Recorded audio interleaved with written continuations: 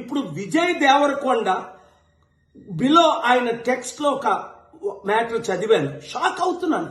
అరే, మన అన్న దేవరకొండ చెప్తే నేను ఇమీడియట్ గా ఈ యాప్ డౌన్లోడ్ చేసుకుంటాను.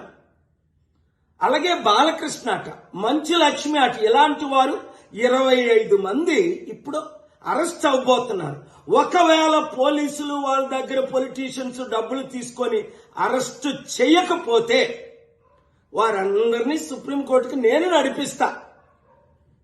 ప్రకాష్ రాజు లాగా మీరు కూడా తప్పయింది అని ఓపెన్ అపాలజీ చెప్పినంత వరకు, 2, మీరు సంపాదించిన డబ్బు ₹1 అయితే 1 కోటి, 10 కోట్లు అయితే 10 కోట్లు, 980 మంది ఆత్మహత్యలు చేసుకున్నారు. అంటే వారిని మీరు నరహత్య చేశారు.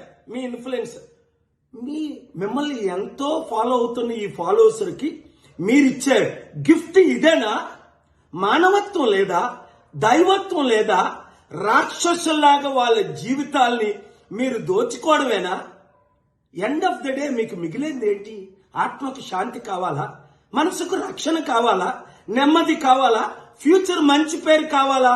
లేదా చరిత్రహీనులుగా మిగిలిపోవాలా? ఆలోచించండి. 72 గంటల టైం మీకు ఇస్తున్నాను.